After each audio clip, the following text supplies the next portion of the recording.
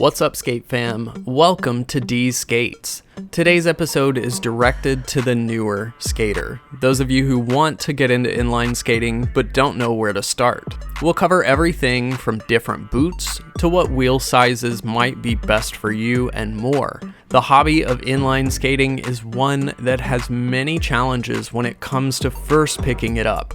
And like many products, the first thing that beginners want to do is check Amazon for the best listings and grab the item with the highest amount of 5-star reviews.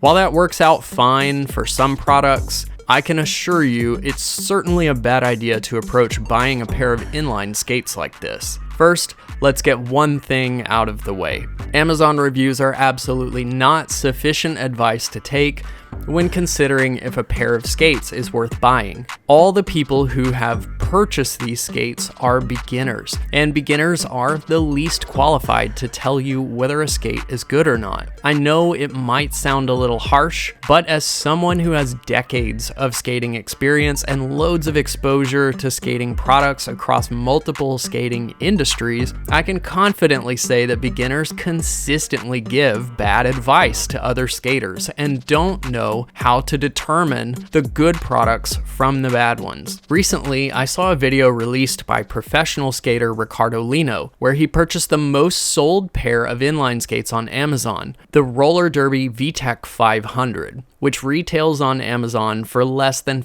$50. In his review, he spent a very brief period with the skates doing some very basic forward skating, testing the heel brake, and then finally running through a couple of standard stopping techniques before taking the liners out of the boots and pulling everything apart to show what exactly is going on inside the skate. I'll leave a link in the description if you want to take a look at that yourself, but the abridged version is that the brake is plastic instead of rubber or urethane, which means it'll be virtually useless and will disappear in no time. The liner, which should be a well-constructed single piece with ample padding, pulls apart into multiple pieces and is extremely thin. And finally, the wheels basically started to disintegrate under very minimal friction when being used in T-stops and power slides, which are standard stopping techniques. And to top it off, the reviews are stellar. Not only are they stellar,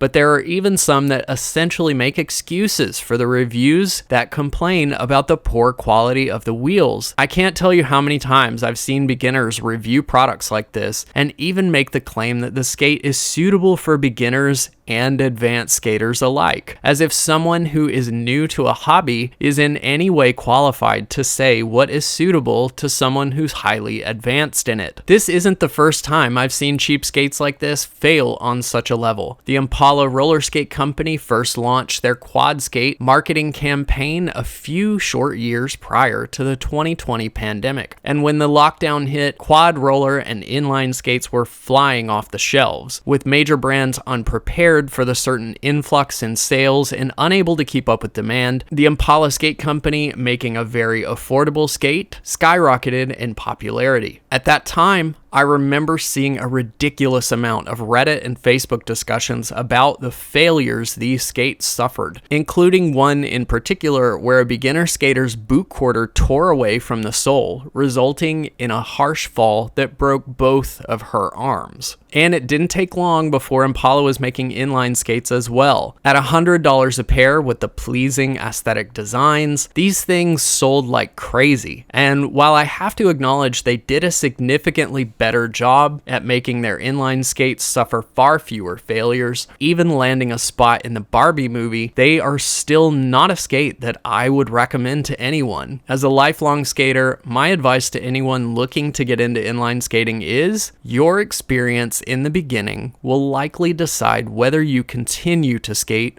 in the long term. Telling yourself that you want to get the cheaper skates just to try it out is not the best way to try inline skating, because it will not facilitate an experience that is as enjoyable as it could be. And if you don't enjoy it, why would you keep doing it? Which is why I've made a list of inline skates you can look to in 2025 to get into inline skating and have a more enjoyable experience. First, you should know there are a few categories of skates that you can get. In this video, I'm focused mainly on urban and fitness skates, which you can use in a parking lot, on trails or sidewalks, and as your skills advance, you can skate through the city in them. I'm not going to really touch on aggressive skates used in skate parks because these are really only for that purpose, and you're simply not going to have a good time trying to use these in an urban setting, especially as a beginner. We'll also cover wheels and frames, as all of these skates come with various options, and that can get a little overwhelming. In the fitness category, I think K2 and Rollerblade brands are probably the most well-known. They offer a pretty wide variety of comfortable and capable skates. Rollerblade's most notable lines here are the Zetrablade and the Macroblade. The Zetrablade you can get for around $130, while the Macroblade runs closer to $180. I think these are both great choices. Their main differences are that the Zetra has a plastic frame, while the Macro has an aluminum frame and a more supportive cuff, so it's worth the extra money if you're willing to spend it. An aluminum frame will always beat a plastic one in terms of performance and durability, and these days companies use aircraft aluminum, so it's super light. If you're okay with the plastic frame and want to spend even less, you can get the K2 Kinetic for $99.95, and in the $180 range to compete with the Rollerblade Macroblade, K2 has a skate called the Fit 80 ALU, which also has an aluminum frame. If you're looking for something stylish and colorful, or maybe you had your eyes set on those Impala skates that I told you earlier that you shouldn't buy, I definitely recommend looking at the Rossi's 1992. Rossi's has been around for a long time and makes great skates. The 1992 is a much higher quality skate. Rossi's actually produced that skate for Rollerblade, and the shell of that skate was their design from the early 80s, so if you buy the 1992, you're actually getting the real thing. However, the issue I have with all these skates is that they do not have interchangeable frames. The beauty of urban skates is that they're some of the only skates on the market that are highly modular, allowing the user to switch between varying 3, 4, and 5 wheel setups. Having a modular system means that if you like your boot but want to try a different wheel size, you can do that without buying the whole skate all over again. It also means that if you find yourself having ankle trouble, such as pronating, you can adjust the position and alignment of the frame to compensate for that, something that the fixed frame system of standard fitness skates does not allow for. If you want this modularity, but still prefer to stay with traditional fitness skates, Powerslide makes a few skates that fit the bill. The Powerslide Fusion is an option for the most entry level, while the Swell is a little better choice if you're willing to spend a few extra dollars. These skates come with Powerslide's frame system called Trinity Mount. This just means that the frames mount to the boots with 3 bolts. Any frame in the Trinity system can fit any boot in the system regardless of size. And while the frame system is proprietary to Powerslide, they have licensed other companies such as Endless Blading, who I personally think makes the best frames on the market, to make frames for Trinity. I think it's also important to note that Powerslide is known for being a little more on the narrow side in terms of fitting. So if you have trouble finding standard fitting skates that aren't too wide for you, Powerslide may be the way to go. If the fitness skate doesn't do it for you, I understand. While comfortable, the fitness skate boot is typically very soft and not so much on the supportive side. If you're looking for ankle support and a shell that can protect your feet, the way to go is a proper urban skate. This is a skate with a plastic shell that more commonly is a modular setup. Furthermore, all the skates I'll name from here on are in a modular mount system called 165. This means that the frames in the system have 2 mounting points that are 165 millimeters apart. There are other systems that use this distance naming scheme, such as 150, 180, and 195,